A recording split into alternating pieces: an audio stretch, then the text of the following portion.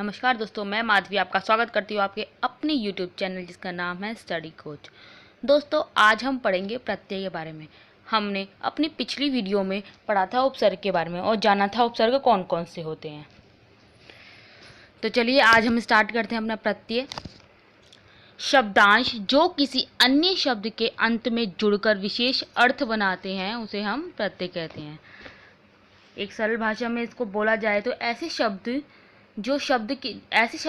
जो शब्द के अंत में जुड़कर उसके अर्थ में परिवर्तन कर देते हैं उन्हें हम प्रत्यय कहते हैं। दोस्तों, ये शब्दों के अंत में लगाए जाते हैं। तो चलिए स्टार्ट करते हैं।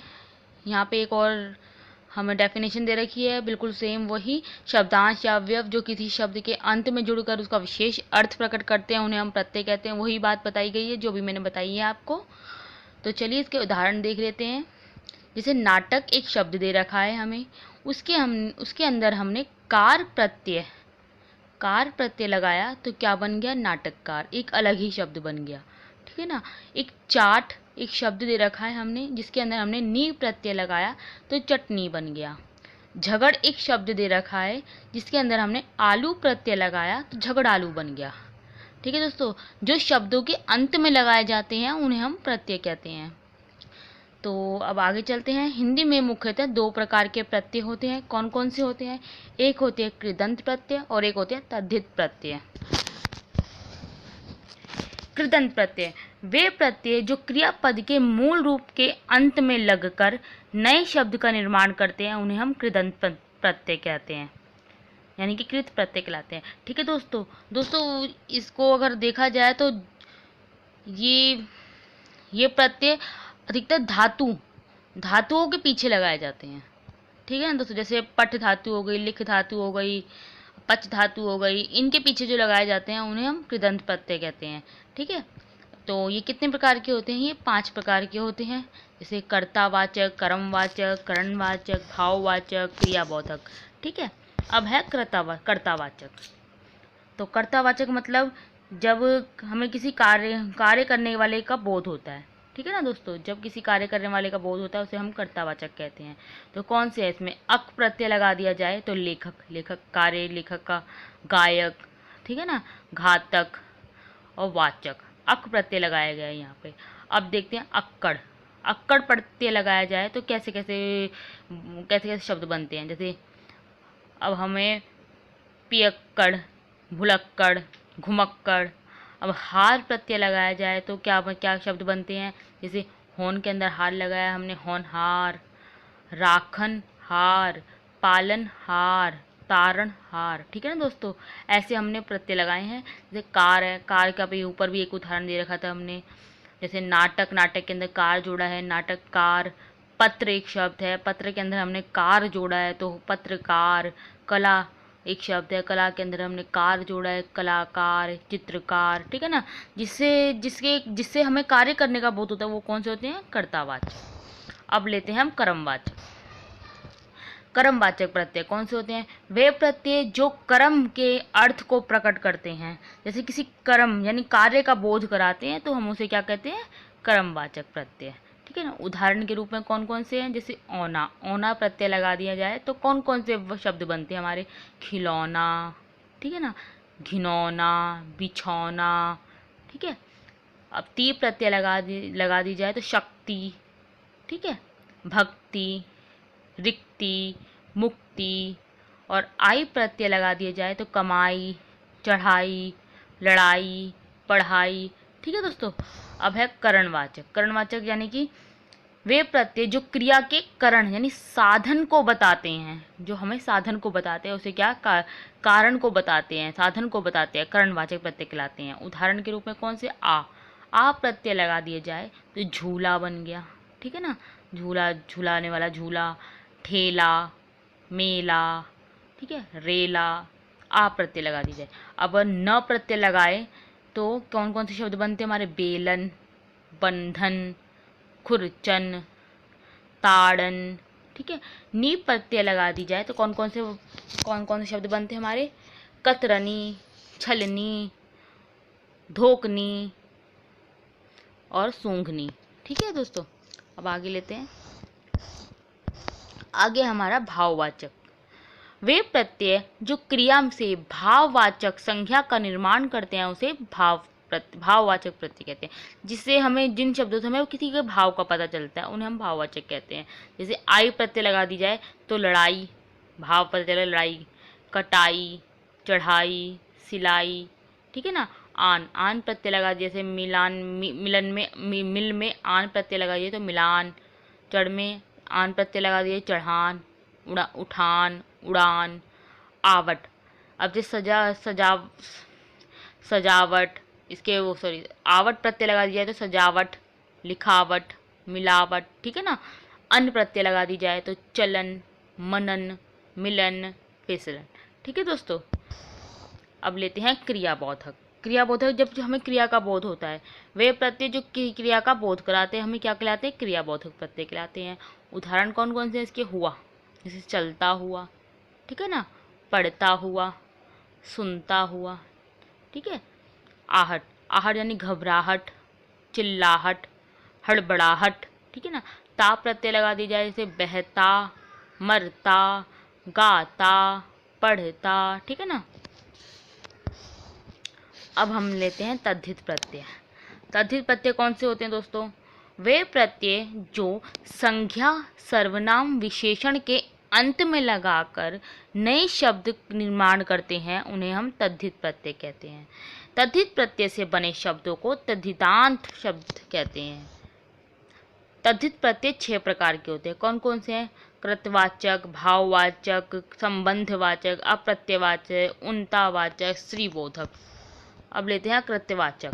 वे प्रत्यय जो कृत्यवाचक शब्द बनाते हैं उन्हें कृत्यवाचक प्रत्यय कहलाते हैं। उदाहरण जैसे आर प्रत्यय लगा दिए जाए, जैसे लुहार, सुनार, सुधार, कुम्हार। या प्रत्यय लगा दी जाए तो मुखिया, रसिया। ई प्रत्यय लगा दी जाए तो भेदी, देहाती, तैली, धोबी, ठीक है दोस्तों।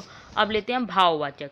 वे प्रत्यय जो भाववाचक शब्दों का निर्माण करते हैं भाववाचक प्रत्यय कहलाते हैं। उदाहरण जैसे ता प्रत्यय लगा दिया है, सुंदरता, किसी की सुंदरता का बोध हो रहा है।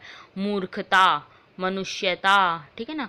पन प्रत्यय लगा दिया जाए, बचपन, लड़कपन, छुटपन, ठीक है। आस में आस प्रत्यय लगा दिया जाए, खटास, मिठास, ठीक है। अब लेते हैं संबंधवाचक। वे प्रत्यय जो संबंधवाचक शब्दों का निर्माण करते हैं संबंधवाचक प्रत्यय कहलाते हैं। जैसे ऐरा, जैसे किसी के संबंध, जिससे हमें संबंध, किसी संबंधी का पता चलता है, सगे संबंधियों का पता चलता है, वो होते हैं संबंधवाचक। किसी से भी किसी का संबंध पता चलता है हमें, जैसे ऐरा में जैसे चाचा में चचेरा, मामा में ममेरा, ठीक है ना। फूफा में फुफेरा, ऐरा जोड़ दिए फूफा के अंदर फुफेरा, मामा के अंदर ऐरा जोड़ दिए ममेरा, चाचा के अंदर ऐरा जोड़ दिए चचेरा। इला प्रत्यय जोड़ दी जाए, जैसे रस के अंदर इला प्रत्यय जोड़ दी जाए तो रसीला, ठीक है ना। किसी का संबंध, रसीला बहुत रस भरा है ये। रंगीला, भड़कीला। इक प्रत्यय लगा दी जाए, शारीरिक, मानसिक, सामाजिक, ठीक है ना दोस्तों। अब लेते हैं अप्रत्ययवाचक। वे प्रत्यय जो संस्कृत के अप्रभाव के कारण संज्ञा के साथ लगने पर संतान का बोध कराते हैं वह अप्रत्ययवाचक प्रत्यय कहलाते हैं। उदाहरण, अब इसके उदाहरण कौन से? ई प्रत्यय लगा दी जाए, जैसे जानकी, ठीक है ना। मैथिली, द्रौपदी, गंधारी, अब दशरथी, ठीक है। वाल्मीकि और सौमित्री। ये प्रत्यय कौनते, गांगे, भागिन्य, ठीक है ना दोस्तों। अब लेते हैं उनतावाचक। वे प्रत्यय जो लघुता सूचक शब्दों का निर्माण करते हैं उन्हें उनतावाचक प्रत्यय कहते हैं। जैसे ई प्रत्यय जोड़ दिया इनमें तो मंडली बन गया, टोकरी, पहाड़ी, घंटी। या प्रत्यय लगा दी जाए जैसे तो खटिया, लुटिया, डिबिया, ओला, खटोला, संपोला, पटोला, ठीक है ना। स्त्रीबोधक। वे प्रत्यय जो स्त्रीलिंग का बोध कराते हैं स्त्रीलिंग बोध प्रत्यय कहलाते हैं। उदाहरण में आइन, जैसे ठकुराइन, मुंशियाइन, पंडिताइन। आनी लगा दी जाए तो देवरानी, जेठानी, सेठानी, नौकरानी, ठीक है ना। आ प्रत्यय लगा दिया जाए तो सुता, छात्रा, अनुजा, आत्मजा। ठीक है ना। अब उर्दू के प्रत्यय कौन कौन से होते हैं? हिंदी व्याकरण में उर्दू के कुछ प्रत्यय भी प्रचलित है। कौन कौन से हैं वो? गर। अब गर का प्रत्यय लगा दीजिए, कौन कौन से शब्द बनते हैं वो बता देती हूँ मैं आपको। जैसे जादू, जादू के अंदर हमने गर लगा दिया तो जादूगर। बाजी, बाजी के अंदर गर लगा है, बाजीगर। कारीगर, सौदागर। दार, अब दार प्रत्यय लगा दी जाए तो कौन कौन से शब्द बनते हैं दोस्तों? जैसे दुकानदार, मालदार, हिस्सेदार, थानेदार। इंदा, इंदा प्रत्यय लगा दिया परिंदा, बशिंदा, सॉरी बाशिंदा, शर्मिंदा, चुनिंदा। ठीक है ना। अब इश प्रत्यय लगा दी जाए तो फरमाइश, पैदाइश, रंजिश। खोर प्रत्यय लगा दी जाए तो घूसखोर, जमाखोर, रिश्वतखोर। गाह प्रत्यय लगा दी जाए तो ईदगाह, बंदरगाह, दरगाह, आरामगाह। ठीक है ना। गार, गार प्रत्यय लगा दी जाए तो मददगार, यादगार, रोजगार। सही है ना। बंद प्रत्यय लगा दी जाए हथियार बंद, नजर बंद, मोहर बंद। ठीक है। मंद प्रत्यय लगा दी जाए तो अक्लमंद, जरूरतमंद, एहसानमंद। बाज प्रत्यय लगा दिया जाए तो नशेबाज, चालबाज, दगाबाज। ठीक है ना दोस्तों। तो ये हमारा प्रत्यय का चैप्टर यहीं पे ख़त्म होता है। आशा करती हूँ आपको समझ में आया होगा दोस्तों। ये जो प्रत्यय मैंने बताए हैं आपको सारे इसमें बता दिए, तद्धित प्रत्यय बता दिए, कृत्य जो हमारे कृदंत प्रत्यय होते हैं, तद्धित प्रत्यय होते हैं और उनके कौन कौन से उसके सब पार्ट सब बता दिए मैंने आपको इसके अंदर। आशा करती हूँ आपको समझ में आया होगा। और अगर आपको हमारी वीडियो पसंद आती है तो लाइक का बटन दबाएं। और अगर आपके और भी दोस्त हिंदी की तैयारी कर रहे हैं, हिंदी का कोई भी प्रश्न पत्र, कोई भी पेपर की तैयारी कर रहे हैं, तो आप उनको ये हमारी वीडियो शेयर करें ताकि उनको भी काम आए हमारी वीडियो। और अगर आपको हमारी किसी भी वीडियो की, किसी भी प्रश्न पत्र की, अगर आपको PDF चाहिए, PPT चाहिए, क्वेश्चन पेपर चाहिए किसी भी इसका, तो आप हमारे व्हाट्सअप नंबर पे मैसेज कर सकते हैं। व्हाट्सअप के ये रहा हमारा नंबर दे रखा है 9990076572। ठीक है दोस्तों। आशा करती हूँ आपको समझ में आया होगा हमारा ये प्रत्यय का चैप्टर। और हमने पिछली वीडियो में अपना उपसर्ग के बारे में बताया था कि उपसर्ग कौन से होते हैं और प्रत्यय कौन से होते हैं, आज बता दिए हमने। और आगे चल कर अब हमारी शायद समाज की वीडियो बनाएंगे। समाज की वीडियो, समाज क्या है, अगर आपको समाज के बारे में जानना है तो हमारे चैनल से जुड़े रहिए। अगर आपने सब्सक्राइब नहीं किया है हमारा चैनल तो सब्सक्राइब कर लीजिए इसका, क्योंकि आगे हम ऐसी ही अच्छी अच्छी वीडियो लेके आएंगे जो आपके पेपरों में आपके काम आएगी। आप धन्यवाद।